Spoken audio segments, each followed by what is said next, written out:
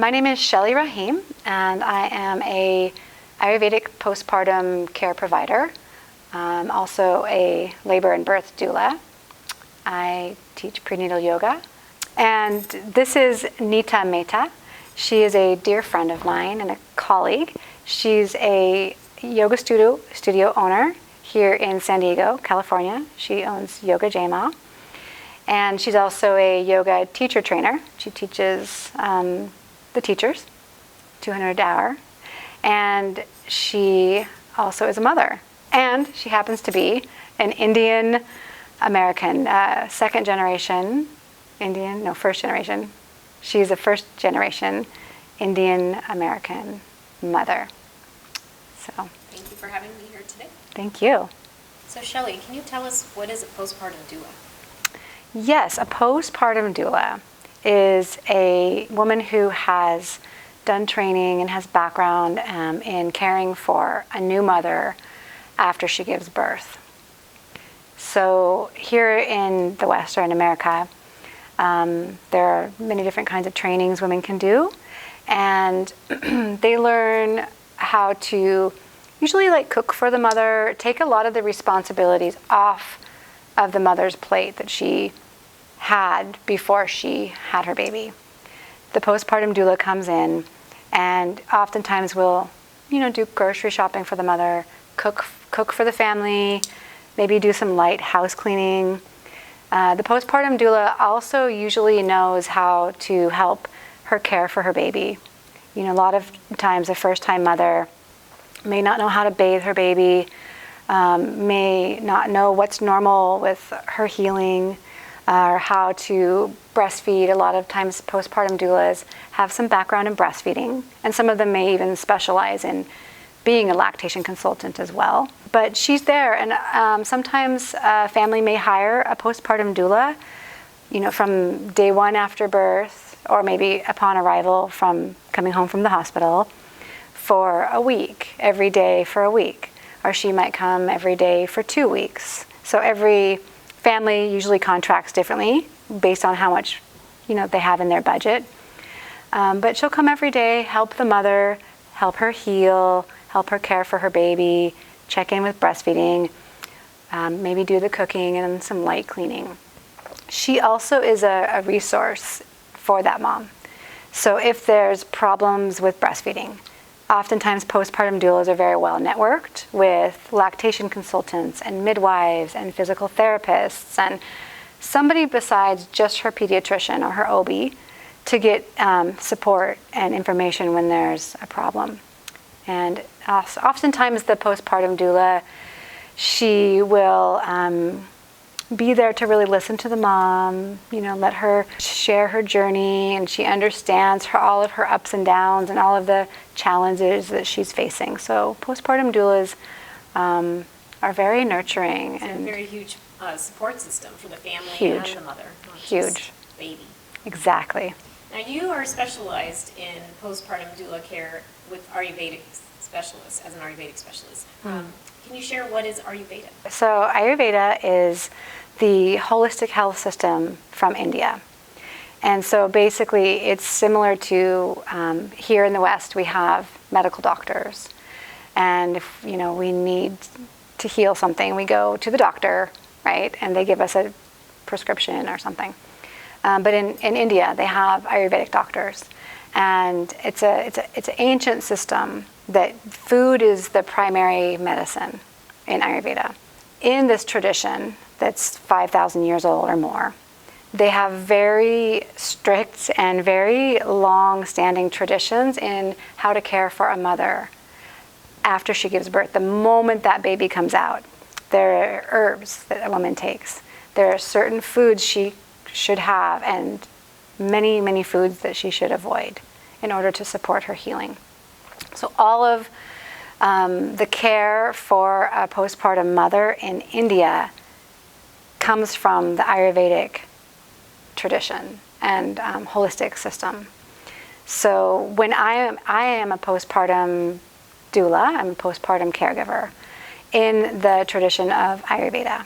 So I use food as medicine, and that also means that I I do massage every day. So in Ayurveda, the massage is also, it's not considered a luxury to get a massage. It is considered a therapeutic modality. And so a postpartum mom receives massage. Those are the main Ayurvedic practices that I implement in my postpartum care. So in addition to massage and diet and food and nurturing the healing process, how would you explain to someone what is an Ayurvedic postpartum doula? What makes them unique and perhaps an amazing resource for a family? So that's a good question. So the difference between a postpartum doula that has a more a general training and an Ayurvedic postpartum caregiver is that usually the postpartum doula will come for maybe 2 weeks, sometimes 3. But in Ayurveda, it is very important that if at all possible, that we come and care for the mother for the whole 6 weeks, the first 6 weeks after she gives birth. And the reason for that is because not just in India, but in pretty much all traditional cultures all over the world, the first 6 weeks or the first 42 days after a mother gives birth, she is in a very delicate, very vulnerable state. Her body is very delicate. Her digestion is very, very delicate. Her body is healing physically, mentally, and emotionally. She is dealing with all the demands of how to care for this baby, how to becoming a mother is so new for her. Her whole psyche, her whole mind and psyche is undergoing a complete reorganization of who she is. So she, she's in this state of like, I'm learning, I don't know who I am, I don't know what I'm doing. And it's emotionally, she's also processing the birth journey. It was a huge event for her. And it takes 6 weeks for a mother to really birth herself. She's actually birthing herself as the mother. And in these traditions, that they've known this all over the world since the beginning of time, that there was 6 weeks when a woman, her body heals, when she's properly cared for, when she's allowed to rest, and when she eats the proper food, and she has the proper support. Her body, it takes about 6 weeks for her organs to come back. Birth opens a woman up, and she enters into different realms. So everything is open, physically, emotionally, spiritually, and it really does take the 6 weeks to come back into her body. Which is interesting, because in Western medicine, the 6 weeks is required before you can go to work, exercise. Right. But these ancient traditional cultures have this rich understanding, it sounds like, of why. Long before just intuitively understanding the need to nurture and heal a mother and support her baby. Right, exactly. And there's a name for it. It's nice. Like we have, your 6-week visit in America, right? Sure, yeah. See you in 6 weeks, But in Ayurveda, it's called the sacred window. And the reason why it's called the sacred window is the veil is very thin, right? So birth opens us up, and there's this reorganization of the psyche going on.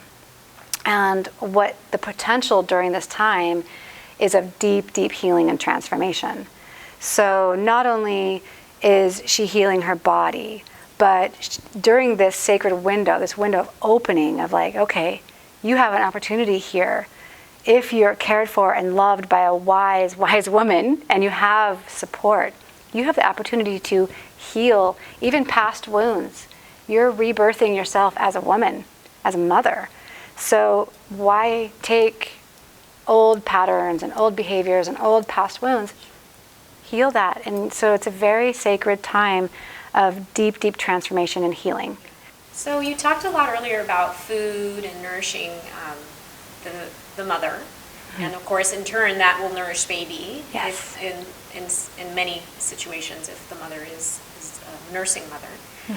How do you introduce this amazing, nourishing way of food and diet to, say, someone who's never had these herbs or never had these foods before or has an allergy concern? How do you bridge that gap between this ancient, nourishing food to the modern way of eating in the modern body? Right, and the American diet. And the diet, yes. Mm-hmm. Mm-hmm. Yeah, so that's a really good question.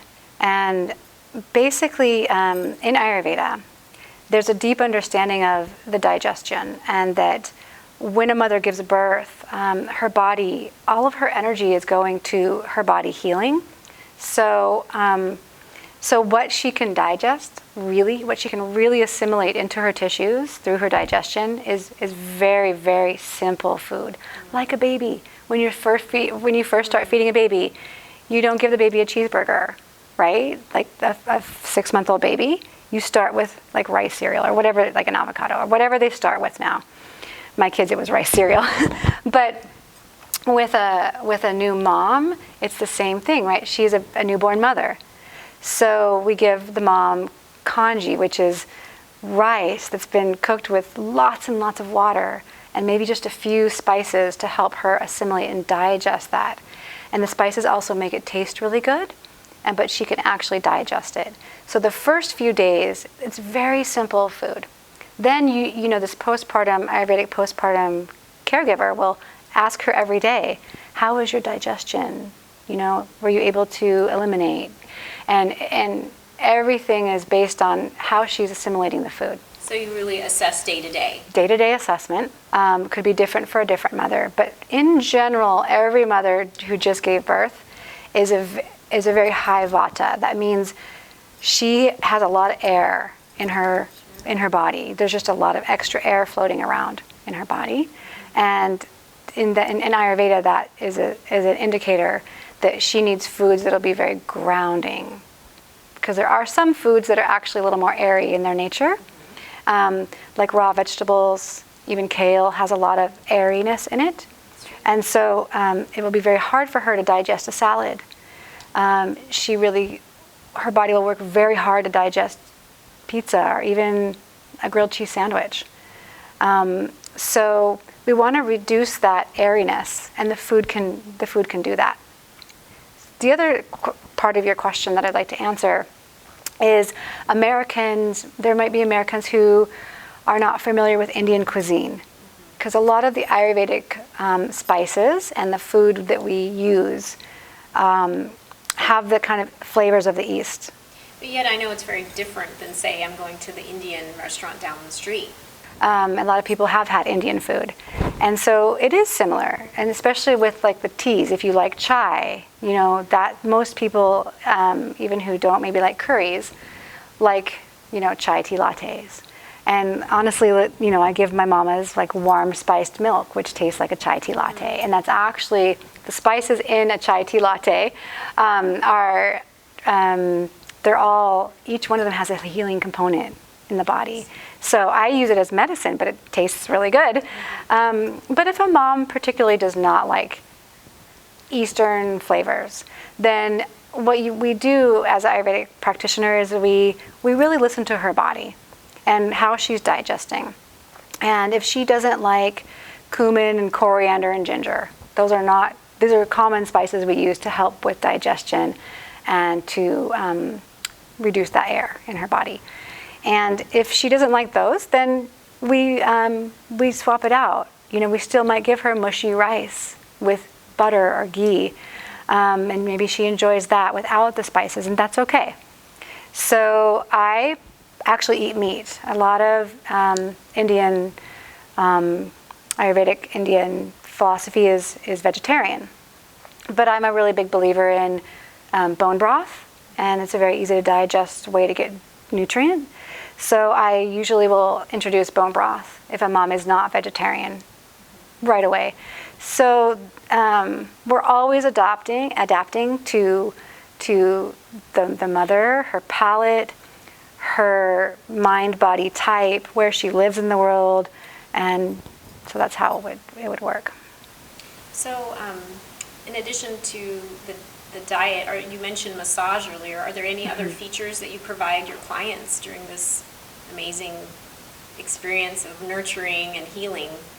Yeah. So what I do every day for a mom that I go and I go every day for 6 weeks. Well, I take the weekends off, but 5 days. And on Friday, I'll kind of get her set up with a little extra food for her weekend.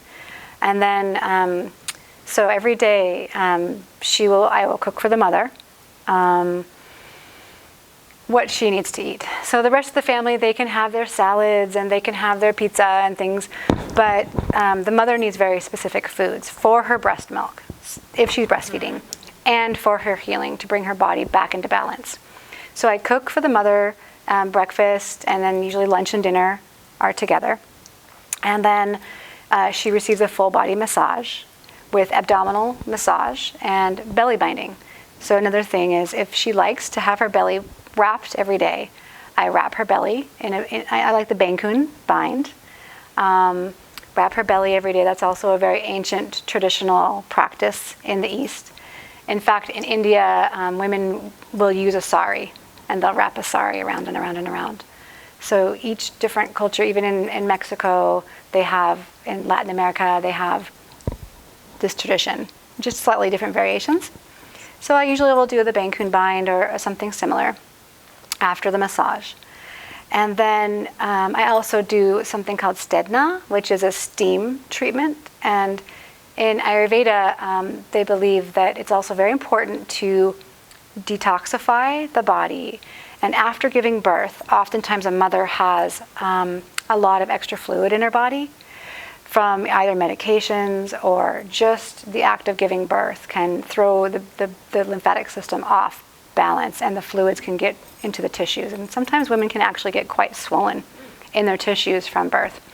So I have a steam treatment. It's like a mini spa where she lays on my massage table and she receives this beautiful steam, so she's able to really sweat out all the toxins without having to go for a run and go to the gym. I also put herbs in the water, so the herbs are plant medicine that goes into her pores and helps her to heal. The other treatment she receives from me is vaginal steaming. So once her bleeding has subsided, there are specific herbs that help to heal the womb and heal from all the effects of birthing the baby through the vagina. And so I'll have her sit on a stool that has a hole in it with herbs, and the steam will rise up and release any residual old blood or any residual anything left in the womb. It'll help cleanse it out and help her to start regulating herself again. I help the mother bathe the baby. And in Ayurveda, there's certain practices. We also do infant massage. So I teach the mom how to massage her baby. And then after the massage, the bath. The other thing that is also really important is just having the presence of a wise woman who understands birth, who can listen to her birth story, who can help her find the strength, even in the most challenging or traumatic birth even, that this woman can sit with her and just let her share and listen and help her, really put the pieces of that story together. And it's compassionate transformation. Compassionate. Going from one side of the street, literally, as a maid in some cases for first-time moms, to the mother, this compassionate support, holistic approach to it as well. It's equally as important. I tell people, that in birth, you can come through it alive, physically. Your body survived. Your baby survived. But a lot of women, when they don't know how to process the ordeal of giving birth, it ends up being a lot of mental chatter in their mind. The emotional and mental body is really, honestly, as important as the physical body. Because if a mom is physically alive, but emotionally and mentally not okay, then everybody suffers. So it's really important to have a loving, wise, supportive woman there to also help her understand her journey. So earlier you mentioned one of the treatments you provide not just to the mother, but also to the baby. I was hoping that you could elaborate. We'll start first with baby and then maybe on to the partner as well. But in addition to infant massage, what else might you provide as far as baby care? That's a good question. So the mom is learning how to care for a baby for the first time. And a lot of moms don't have a lot of exposure with babies. And so having me there, or having a postpartum doula or care provider, we help her troubleshoot breastfeeding, or maybe the baby's colicky, and we can help her troubleshoot colickiness. A lot of times moms are kind of nervous to bathe the baby for the first time. So we're there to help her bathe. And we just have the wisdom and experience. I have 3 children myself. 2 of them are grown. And I know when things are normal and when things, maybe we should go to the pediatrician. I can just somebody to run ideas by and troubleshoot with the baby. And, breastfeeding is probably the main support questions moms have every day. And sometimes they're just little things we troubleshoot. I'm not a lactation consultant, but sometimes little things that can prevent her from having to go out and go to a pediatrician and go to the lactation meetings and things. But you also have a lot of resources for moms. Say it did come to needing a lactation consultant, you would be able to provide them perhaps with some names or guidance? Yeah, that's the other benefit of having a postpartum doula with you, is that we're very well networked usually in the community. So, and we kind of know, you might want to take your baby to a craniosacral therapist. Or, I have a really good friend who's a lactation consultant who you might want to hire to come out or go to her meetings. Or sometimes they might need, the baby might need other kinds of support, like a milk bank. I can put you in touch with a milk bank. Or I'm a resource that's a human being rather than just, Google. And so it's really helpful. And then extending beyond, because obviously a family is a unit. Not just mom and baby, of course, gets so much attention. But how are the services you provide helpful to the partner or the husband in this scenario? Yes, well, the husband or the partner is also caring for the baby. And usually, if there's nobody else to help care for the mother, the partner ends up caring for the baby and the mother. And also oftentimes trying to juggle work. So it's a lot for the partner to do, and the partner's oftentimes in the same place as the mother. That partner might not have a lot of experience with babies, learning everything brand new for the first time as well. Or the partner might be caring for the older toddler or child. When a baby comes into the world, it adds on about 40 hours a week per person time. So that's about 80 hours a week of care, for this baby.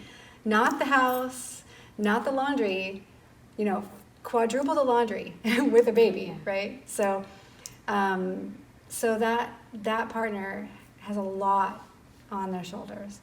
And so having a postpartum care provider takes a lot of the burden off of the partner so that he can, or she, whomever the partner is, can really just focus on nurturing and bonding with the baby and supporting the mother. But the partner's also on their own journey of becoming the father or the other mother, and so they need tremendous support as well.